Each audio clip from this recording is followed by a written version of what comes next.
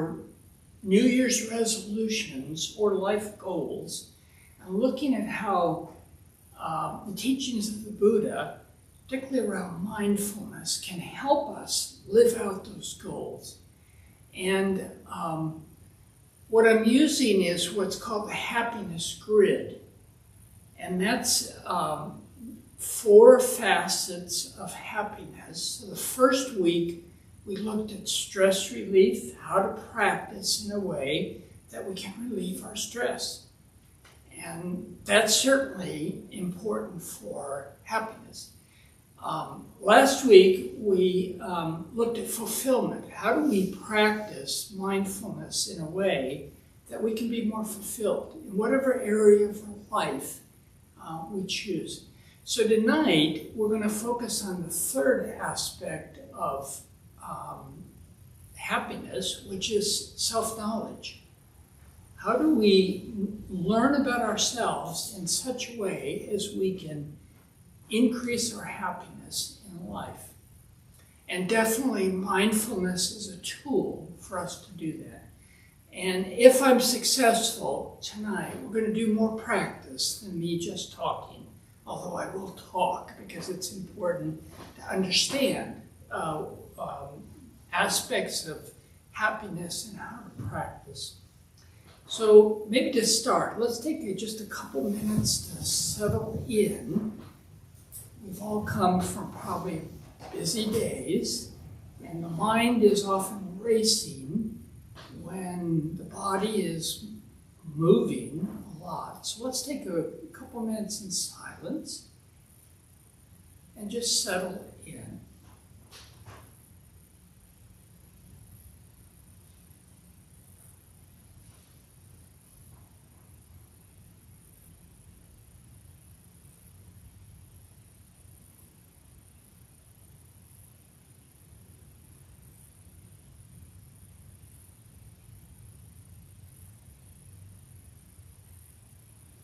And you might notice which sense experience you're most aware of. Are you hearing? Are you seeing? Are you feeling? Just be aware of that.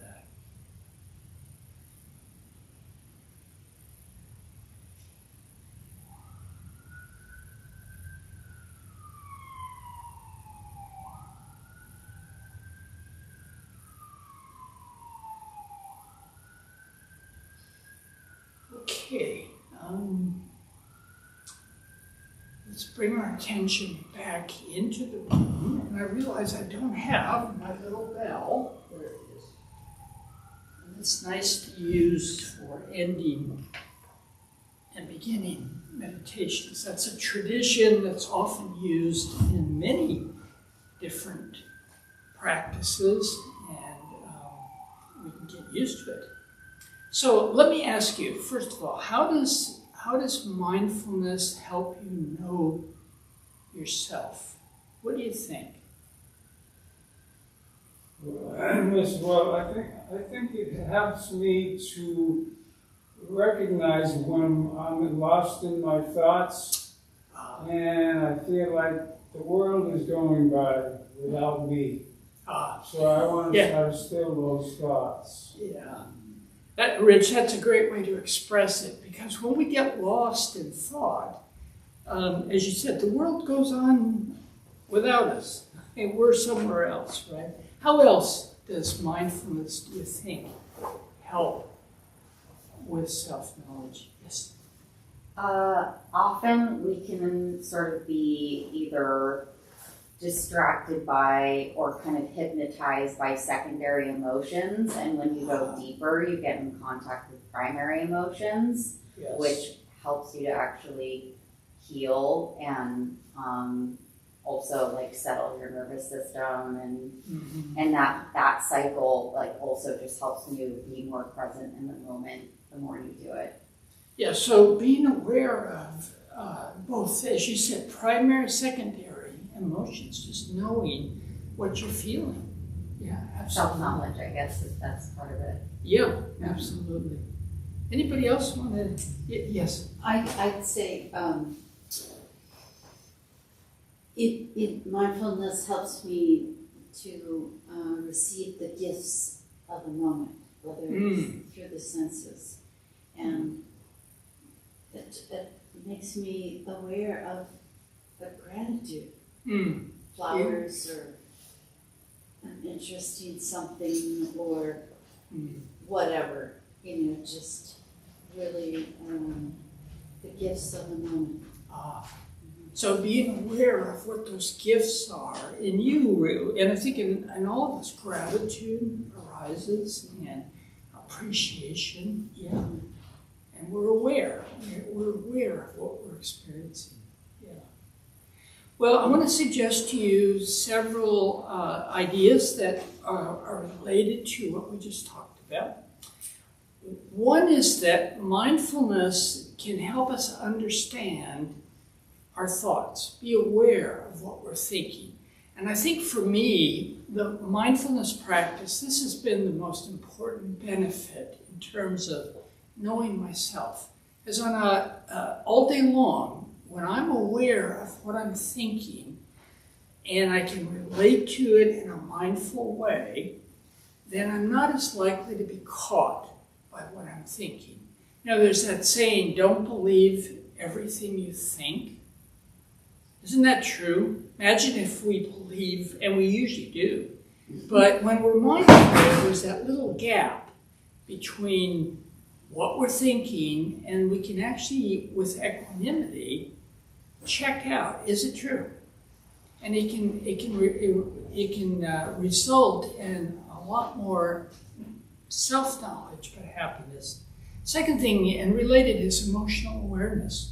As you're pointing out, the more we can be mindful, the more we can feel what we're feeling. And that's not an easy skill for many of us, just checking out what it is we're feeling. And as you know, emotion can color what we're experiencing. If you're in a bad mood, then there's one whole set of judgments, right? If you're in a good mood, then everything looks a little different. So mindfulness can help us really be more aware of our emotions. And then related is that mindfulness can help us be more accepting, self-acceptance. And this is where the equanimity comes in.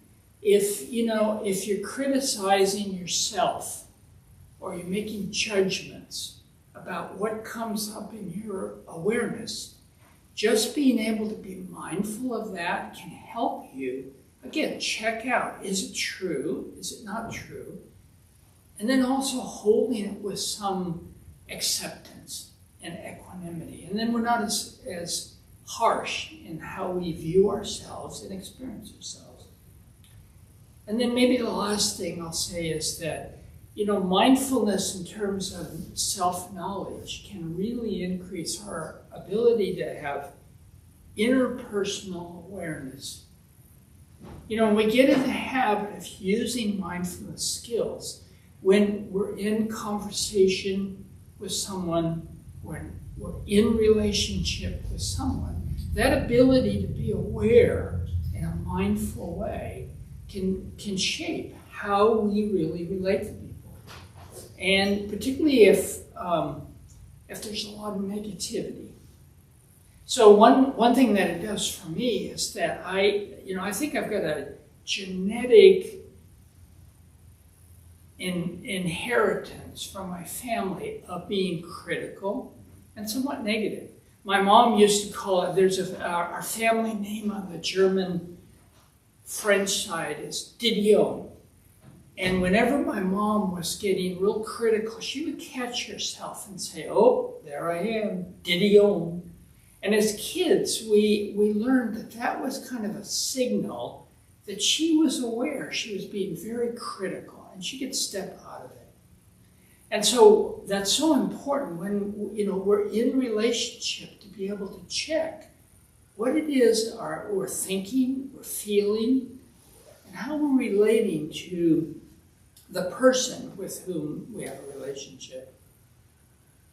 So I asked Chat, how many people have Chat GPT and how many use it? Yeah, I call, you know what, I slurred my name for him one time. I call him a him. I said, and he thought I said Chet, and he corrected me and said, it's Chat, please. So it feels like there's a person there. But I use ChatGPT to check out, particularly things I know about, to see how accurate it is. So I asked Chat, how does mindfulness support self-knowledge? And here's what he said, and it's pretty accurate. In essence, mindfulness creates a mirror through which we can observe ourselves with clarity and compassion, leading to deeper self-knowledge and the ability to live in a more authentic and aligned way, aligned with our values. So I thought he got it pretty good summary, that it really is like mindfulness like a mirror. And by that mirror of knowing what we're seeing and hearing and feeling, we can have more knowledge about what we're experiencing and what we should do in the world. So I'm going to focus tonight on what is a basic technique that we've used in the other parts of this series, the see, hear, feel technique. See, hear, feel everything. Now, many of us, I've been meditating for 50 plus years, and many of those years, at least 35 of those years, I use the traditional method that we're taught. In most places, we're taught to use the breath as an anchor. And that's great because, you could use the breath as your anchor for your mindfulness until the day you die, and you would arrive at the same place that people who use other techniques do. But there's one caveat, there's one caution, and I experienced it, is that for some of us, focus on the breath alone. There's a couple problems. One is that if you have, I have allergies, and if you have asthma or any respiratory problems, you can get into a fight with the breath. You can try to control it. So it's not always the best anchor for some people. And then the other downside of the breath is what my teacher, Shinzen Young, calls getting caught in a good place. And when I think about for 30 years, almost every single morning, I would practice for 30 minutes, and I got really good at concentration. So my concentration, focused on the breath, got very strong. But the problem was that when I got up off the cushion, and then later the chair, was it didn't really move into my daily life. It was sort of kept there. And about 7 years ago, when I began to learn and practice this form that I teach, called Unified Mindfulness, using all the sense experiences with different techniques, what that did is that moved me from concentration to those other two skills that I've talked about, clarity and equanimity. And that became more my full experience of being mindful. Does anybody remember for the three skills, concentration, remember the definition that I suggested? Anybody remember what is concentration? Is it focus? Yes, it's focus, and it's the ability to choose what to focus on. So that's concentration as we define it. It's just the ability to choose whatever you're paying attention to. So in the practice, the more you keep focusing on a sense anchor, like what you're seeing, hearing, or feeling, could be the breath, the more you focus on it. Remember last week I was suggesting it's like a bicep curl for the brain. You're teaching the brain to go where you want to go. And of course, in the world we live in, that's a struggle because of, social media and technology and busy lives constantly are distracting us or pulling our attention. Do you remember the little study I mentioned last week, the goldfish and the human? Well, it's not replicated, so it's not good, hard science, but I think it's funny.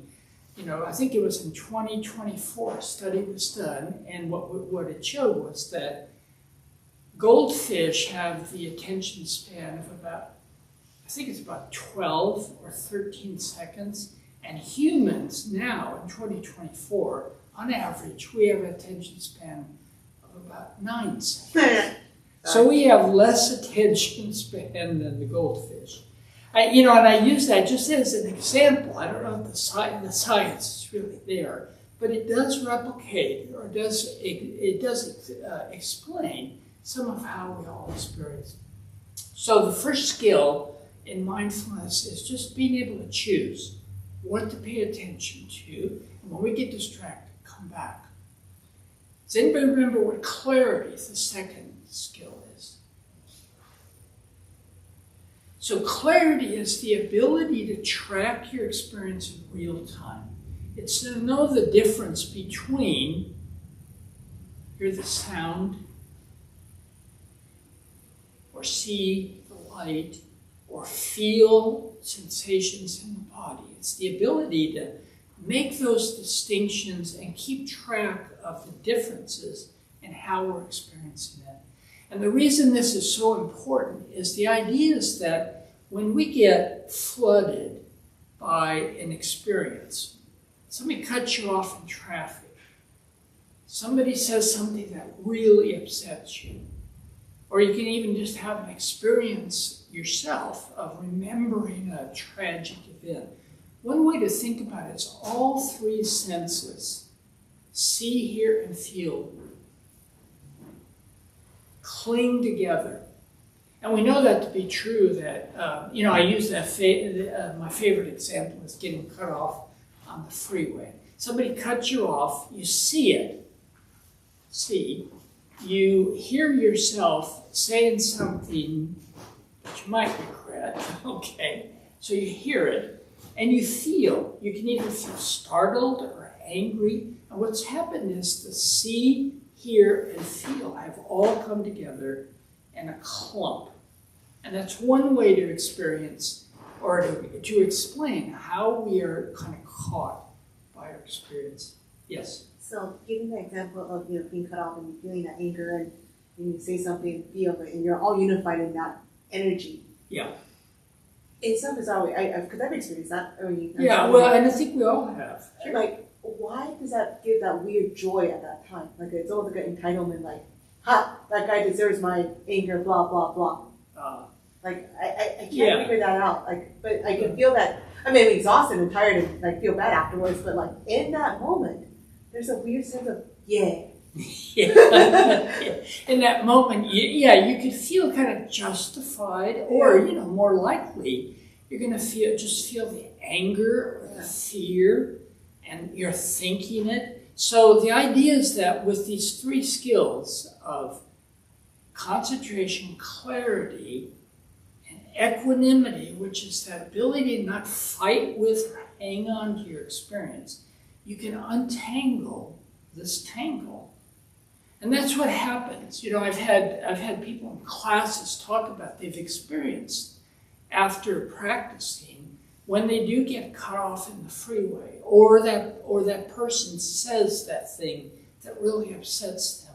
When they can begin to untangle the experience, meaning they can start identifying what they're hearing themselves say, what they're seeing, images, or even in the environment, and particularly what they're feeling. When you can start to sort that out and not fight with yourself, that's mindfulness, and you don't suffer as much. You get free. And that's a good example of what we're talking about tonight, is self-knowledge. You really do it. You understand what's going on for you, and you have a way of working with it so that it has a good outcome. That particularly now, you do not want to react to somebody who cuts you off on the freeway. You know, there's enough road rage. So these three skills, concentration, the ability to choose what to pay attention to, clarity, just knowing what you're seeing, hearing, and feeling, and then equanimity is that skill of you're not pushing away experience and you're not hanging on to it. You're being present to it. And then you can make a decision about what to do about it. Any questions about that? Does that make sense? Where, you know, in a way, it's more important that we experience it, and that's what we're going to do tonight, than we just talk about it.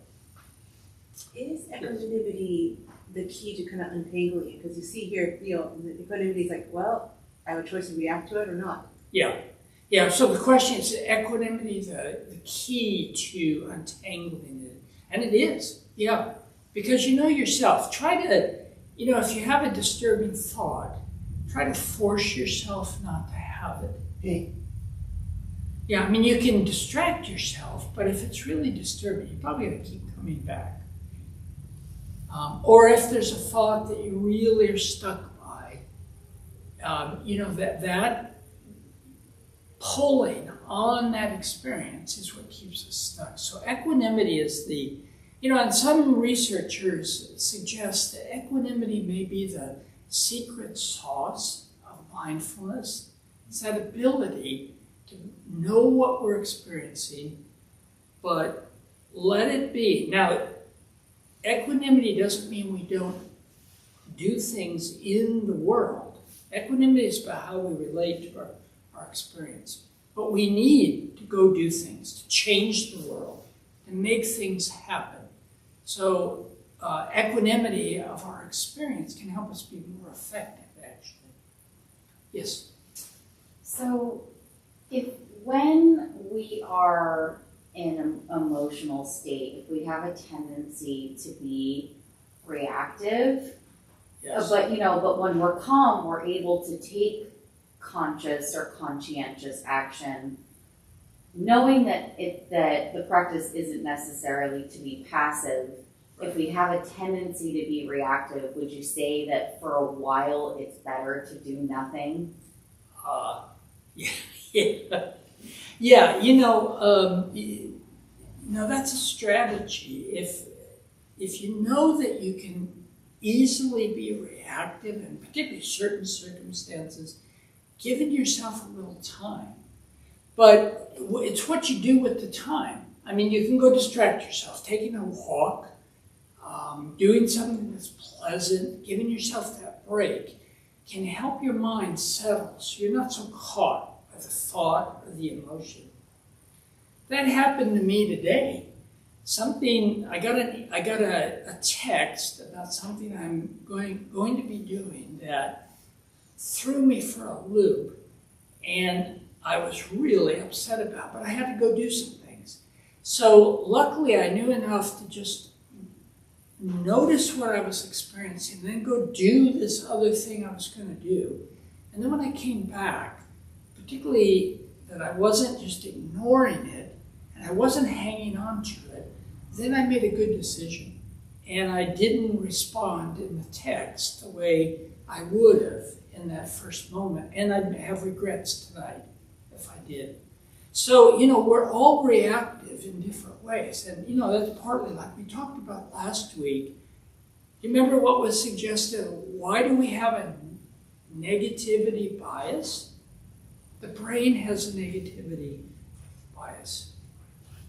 That's right, fight or flight. That's right. It protects us, And my joke is, I told last week, my joke, it's not original, but when our ancestors were in the jungle, it was the ancestor who, when a leaf shook, they said, "Oh, a tiger, I'll get eaten." They ran. And it was the ancestor who was all blissed out and got eaten. And they're not in our gene pool. It's the guy who ran, the one that was overreactive to the leaf, that is in our gene pool. So today, we do have, the brain has the ability to protect us us, and therefore we have a negativity bias. Annie Lamont, the writer who I love, she once said one of my favorite sayings about the negativity of the brain. She said, my mind is like a bad neighborhood. I never want to go there alone. I never want to go there alone. And what I would suggest to you is these practices that we do called mindfulness, when we have the skills, when we practice, we're never going there alone. We've always got a tool to, when we're reactive or when we're dealing with difficult emotions or thoughts, we have tools to balance that negativity. Jim? How do you take that pause when you're, like, say, work situation or whatnot, is a not reactive environment, I shouldn't say that, but expects fast results. For example, I'm in healthcare, like I have like 20, 25 minutes, like, I can't chat with you that long, I gotta move you. Right. Like, how do you think fast but clear? Right. So how do you think fast and clear when you're in situations that require quick action? Well, part of it is, I think, just developing those mindfulness skills to become a part of your daily life. That it's almost like second nature, that when something happens, you're tuning in with self-knowledge as to how to give yourself that equanimity to make a good decision. So it's like any other habit. And that's why we practice, why we even call it practice and training, is that the more we do it, the better we get. And it's really a brain practice as well. So let's go ahead and do the practice, because as I said, it's more important you experience your own 3 skills than me just talking about it. But before we do, remember I'm suggesting in this model there are 3 ways to categorize all of your experience. And I remember in class one time when I was teaching at Sharp, a nurse said, wow, now I get it. I realized that I was watching all day long as I was going through my day, busy day. I was either seeing, hearing, or feeling. That's it, seeing, hearing, or feeling. And if you remember in this model, there's see, hear, feel out, and there's see, hear, feel in, right? So let's do a little name the label game, okay? So tell me, if I notice someone I know in the room right now, how would I label that? See out. See. See out. That's right. Out in the environment. And if an image of my dinner pops up in my head, what's that? Seeing in. See in, right. And there's even, it's really spatial. If you can experience it right now. Picture your favorite food in your imagination and notice where it's showing up. We call it image space. There is actually a location in the brain. Now mine is right here for some reason, but many people it's behind their eyes. Do you know where your image space is? Can you see it? Across, okay. So that's important to know, because when we get used to noticing where image space shows up, then it's easier to figure out what are we thinking. Because again, thinking can be visual or auditory. So the sound outside of a car driving by. Hear out. You can hear sounds right now. And then I say to myself, gee, I need to get my car at the repair shop. Here in, right? And same with here in. There's actually a location where you can notice you're talking to yourself. And you can pick that up, the easy way is recite your phone number to yourself? Can you identify where that's showing up? Now, for some people, it's between the ears. Again, for me, it's on my right side. My brain processes auditory thinking on the right side. So again, same thing with see in. When you get used to noticing where visual thoughts show up and auditory thoughts, then it's easier to identify. And then lastly, I notice I'm hungry. What's that? Feel out. Yeah. So the idea is that feel out is any sensation in the body. Touch, smell, pressure, it's the body. And then lastly, I notice I'm anxious. Feel in. And, as you practice more, and again, use this in daily life, not just when you're meditating, but in daily life, you can begin to get really good about noticing what do my emotions feel like for you. What does it feel like when you're anxious or happy? Yes. I guess I've always understood anxiety as being more physiological and worry being more mental. So, worrying might be hearing in, but then anxiety might be feeling out because it's actually in your body. Yes. That's how I've always thought about it. Maybe I'm not thinking about it right in this context. No, you are. When you're worrying, how do you know you're worrying? Usually you're having thoughts, right? Auditory, oh, that's going to happen, or you have an image, okay? And when you're anxious, I guess emotions, we don't always know this, but we can start to learn about it. This is where mindfulness can help us have so much more self-knowledge.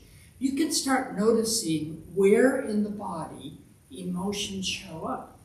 So anxiety, for me, when I get anxious, it's like right here, it spreads. I can just feel it. It feels like a jacket. And so when I start noticing that, I know I'm getting anxious. Or anger. Where do you feel anger? Can you identify it? Or happiness, or, any of the emotions. So the idea is that emotions show up in the body, and we would call those feel in, as opposed to, let's say, just touch or smell, which is feel out. Okay. Does that all make sense? Okay. So the idea is that to practice with meditating and using these labels is how we get good at knowing ourselves, whether we're thinking or feeling and seeing, hearing, or feeling. So tonight we're going to spend the rest of the time practicing what's called see, hear, feel, everything. And here's the instructions, and just be patient with yourself. When I first learned this, it was a little difficult to make it flow. So no matter what you do, it's perfectly okay. And it's see, hear, feel everything, because we're going to be noticing see out, see in, hear out, hear in, feel out, feel in, whatever comes up for you. Okay? So here's the instructions, and then we're going to do it in just a couple of minutes.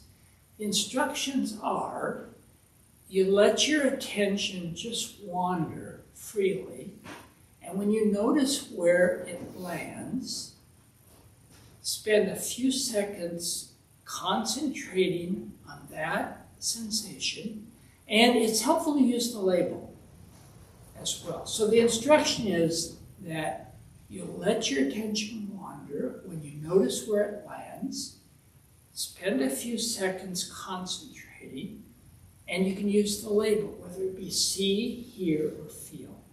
Okay? So let me demonstrate it, and you can actually see me meditating. Okay? And so here we go. So I'm going to let my attention wander, and the first thing that I notice See. Hear. See. Hear. Feel. Feel. See. Hear.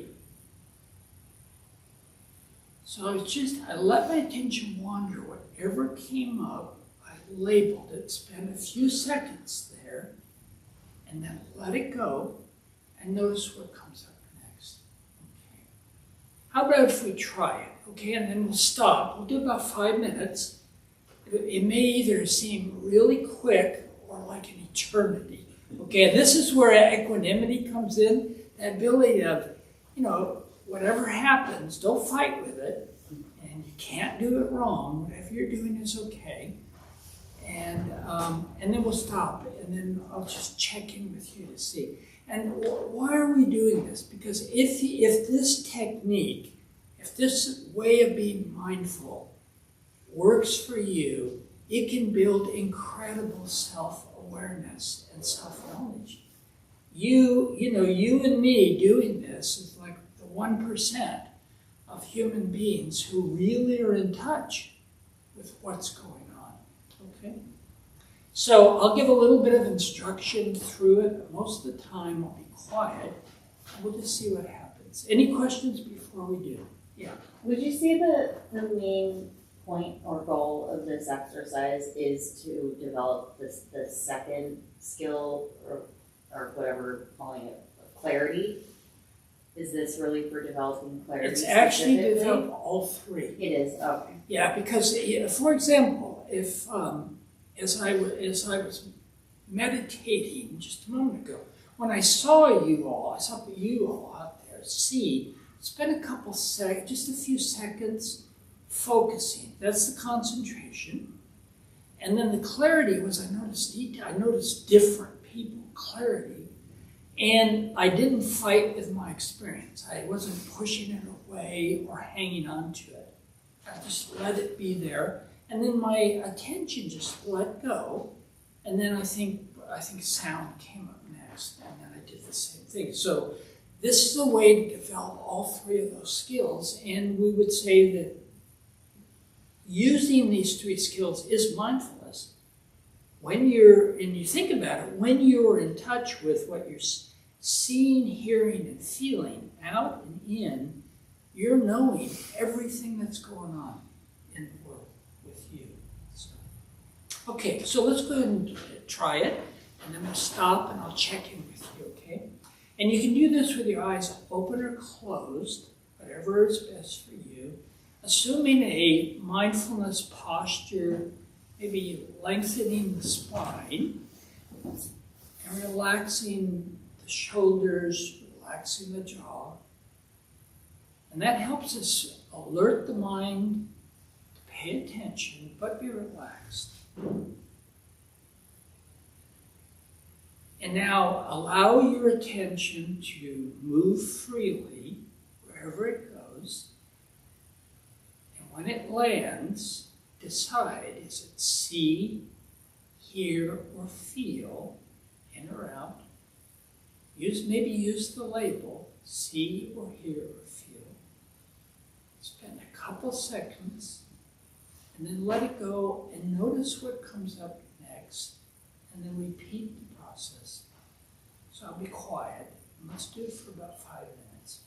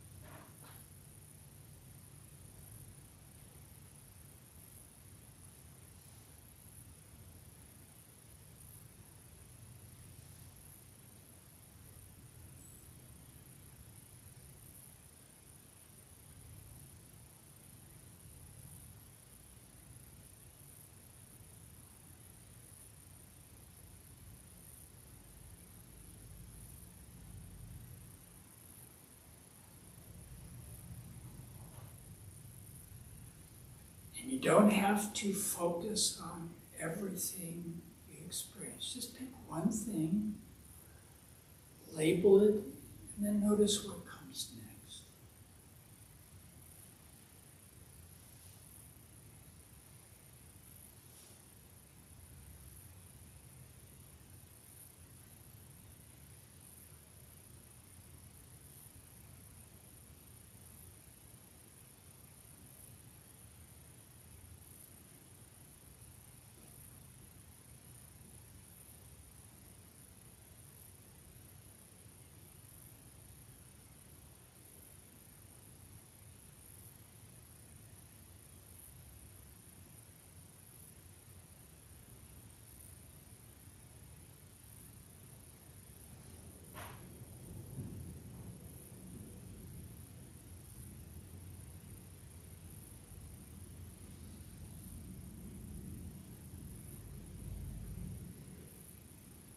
If it's helpful, use the label see, hear, or feel.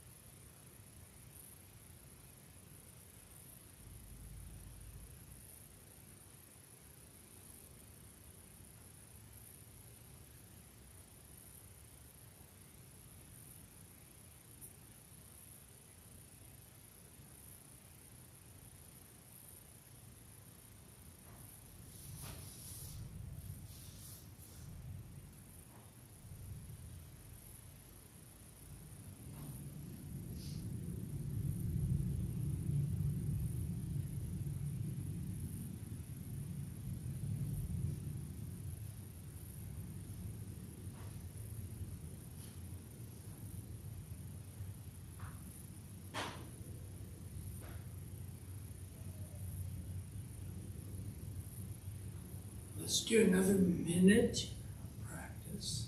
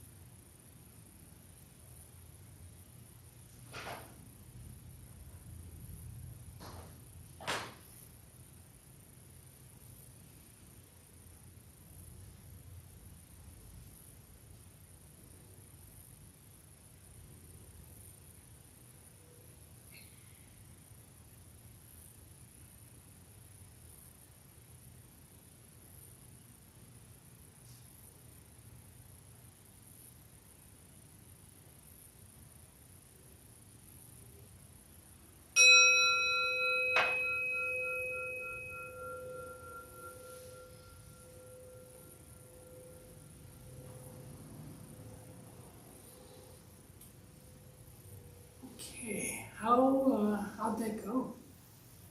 Anybody want to share what you experienced?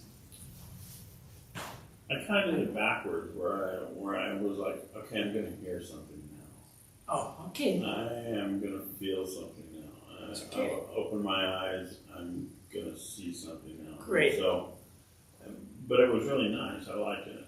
Yeah, that's great. That's a good way to do it. You can either let the experience come to you, like all of a sudden there's a sound outside, you hear and you see something, or you can make choices. You're still strengthening concentration, clarity, and equanimity.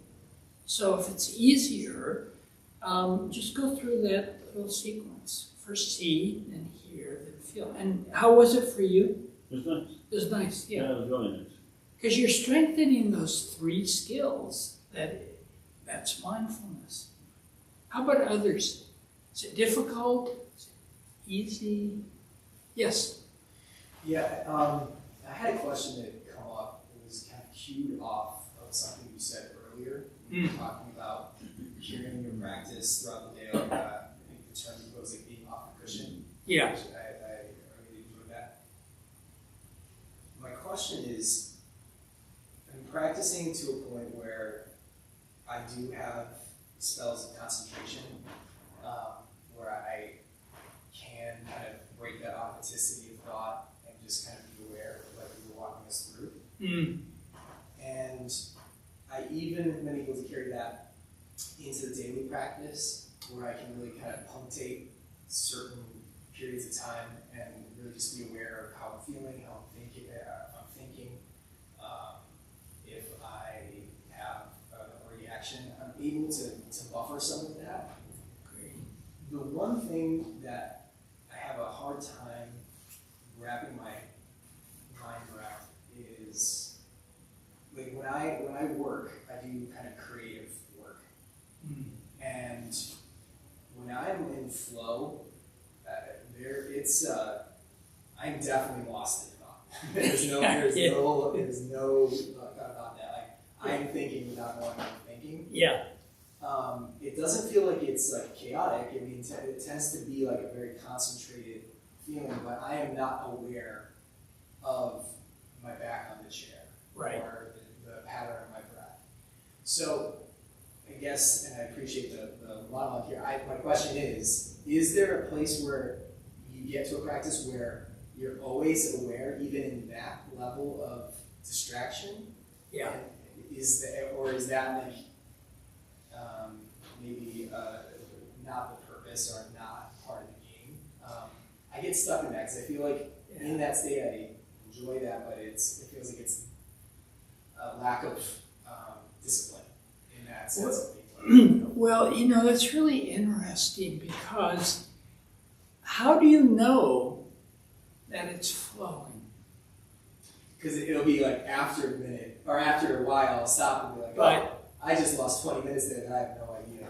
Yeah, but it's creative work that you're doing? Yes. Okay, so there's 40 techniques in this model of practice. See, hear, feel is the basic. But there are a series of techniques called auto.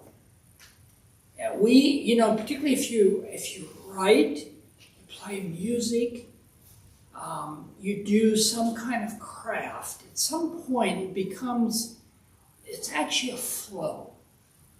And knowing that is mindfulness. So the way you described it, unless you're just kind of distracted and lost in thought, doing something else, if you're aware of that flow of experience, you're being mindful. Does that make sense? It does, and I guess my experience of it is that I'm only aware after, before I break the state, so I don't feel like I am aware during that phase. And I just wonder if I just can't do even if it's not creative. Let's say a math problem. Right. I just had to I don't do many math problems anymore because of ChatGPT, but I had to do a math problem. I wouldn't be able to work through like critical thinking at this stage, and then also be aware that I'm applying critical thinking. They can't occupy the same space. Right. So this is where the see, hear, feel practice can be helpful. You can take part of the time just to start labeling what it is you're experiencing. If you're aware you're having a thought, auditory thought, usually just using the term hear, labeling it, or see, or a feeling in the body. And what you're doing is training your brain to be present for it. Because it sounds like you're aware after that it's happening, and you want to be able to be present at the time. Does that make sense? Yeah. Yes. Well, I wonder if presence is the goal, you can't necessarily be present and also aware of all sense phenomena at the same time. Right. So concentration or single-minded attention on something, true focus, you don't necessarily have to have every single sense engaged in noting everything. You can't do all of that simultaneously. Right. So like true focus and presence and attention is just that single-minded awareness on what you're doing. Then that's like also when you're in flow as well. Right. So, if you're in flow, the point isn't necessarily to be aware of everything that's happening all at once. And we can't be. Did you notice that when you did the practice, did you notice that maybe you're hearing a sound, but then you might have seen something right at the same time. A lot of sensory experience comes in. Matter of fact, I asked GPT, about how much the brain processes, and would you believe that 11 million bits of information per second come into our brains? 11 million. Just your point. You can't possibly be aware of all of it. We can only consciously process 40 to 50 bits per second, and sometimes not even that much. And all the rest, 99%, is unconscious. So you may have experienced in doing the practice that you were focused on the sound outside, and then you had a vision of the car all at once. So the practice is just, you can't possibly get everything, and that's not the goal. The goal is to make a choice and to spend a few seconds on that one thing, or that as Matt did, choose what to pay attention to. Does that make sense? Because again, what we're doing, it doesn't matter what you're paying attention to, if you're taking that few seconds to concentrate, you're strengthening that bicep curl from the breath.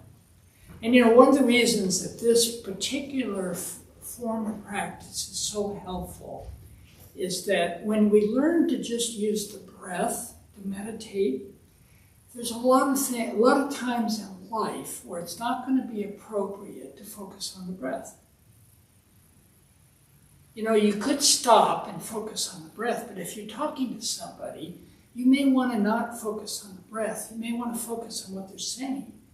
Or if you're doing something, you're gardening, you could focus on the breath as a way to meditate, but wouldn't it be better to really be in touch with what you're doing when you garden, what it feels like, what you're seeing, what you're hearing?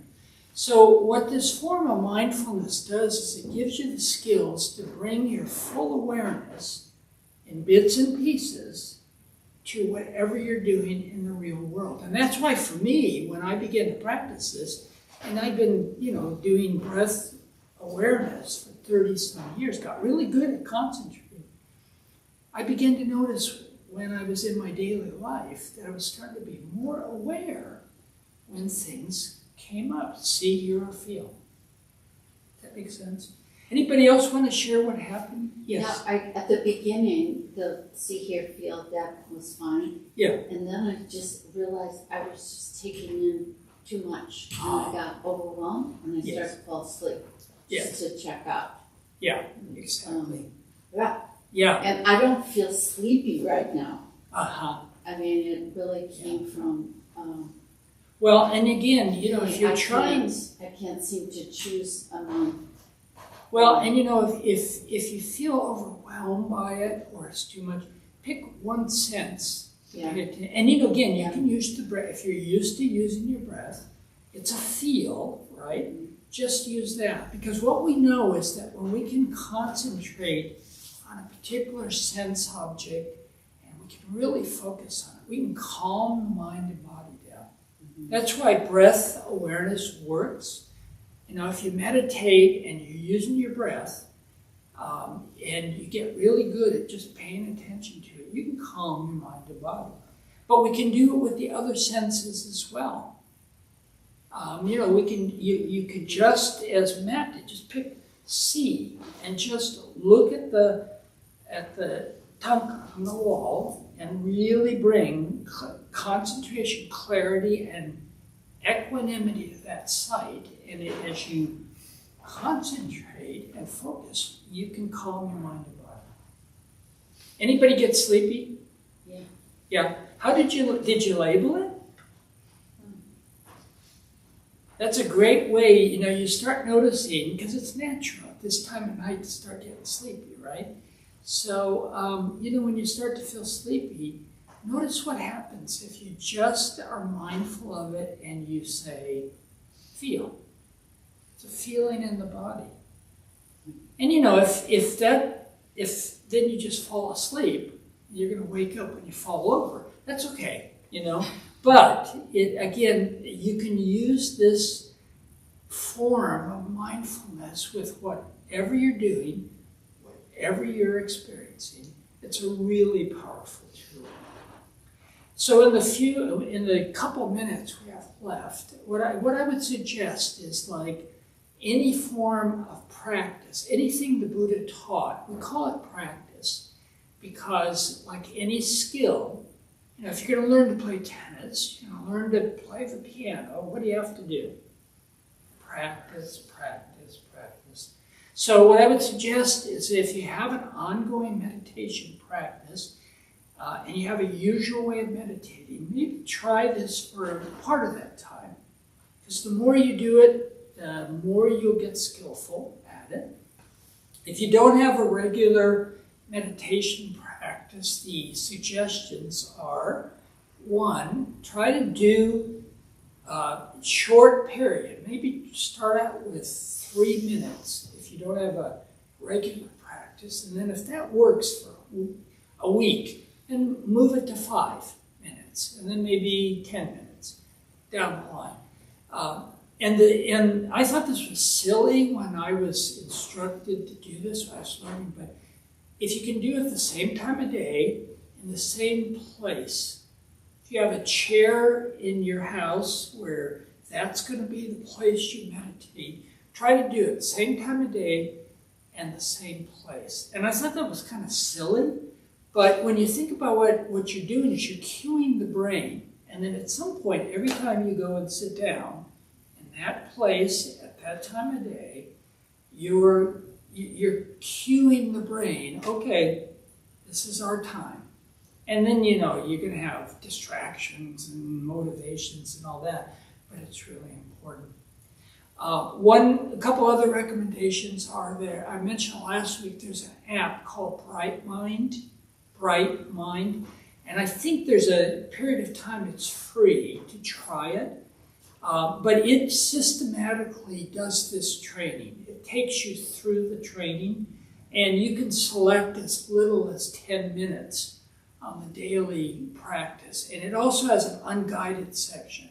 So if you want to just do 2 minutes unguided, you can do that. But it's a great way of getting more instruction and having some instruction while you're meditating as well. And then the app has all kinds of resources, things to read and things to do as well. And then, so lastly, next week we're going to look at that 4th aspect of happiness, which is service. What we do in the world to be happy and how mindfulness can help with it. And I was telling Maggie, I think what I'm going to focus on is the heart practices, what we call nurturing positivity. So bringing compassion and loving kindness into the work we do in the world as a way of service, which is really an important part of our practice as well. So I want to thank you for your time and attention, and I think Hazel, our guardian of our temple, has some announcements before we stop.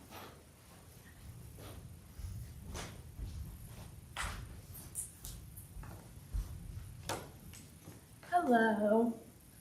We opened the Dharma Bomb Temple 18 years ago to introduce Buddhist practice to those who show up.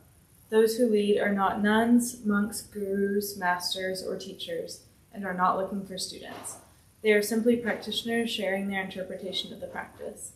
Every night we have different classes led by different people from various Buddhist traditions. We have a recovery sangha that meets several times a week for anyone with addiction, and our food redistribution program is every Thursday at 4:30 p.m. We have classes and programs every day, and everything we offer here is always free. The schedule is on our website and also posted by the entryway above the shoe rack. We have a lending library. If you see a book you like, feel free to borrow it and then bring it back whenever you are done with it. Please straighten your seat or cushion before you head out. Thank you for being here. We wish you well and hope to see you all again. Thank you, everybody. See you next week. Thank you.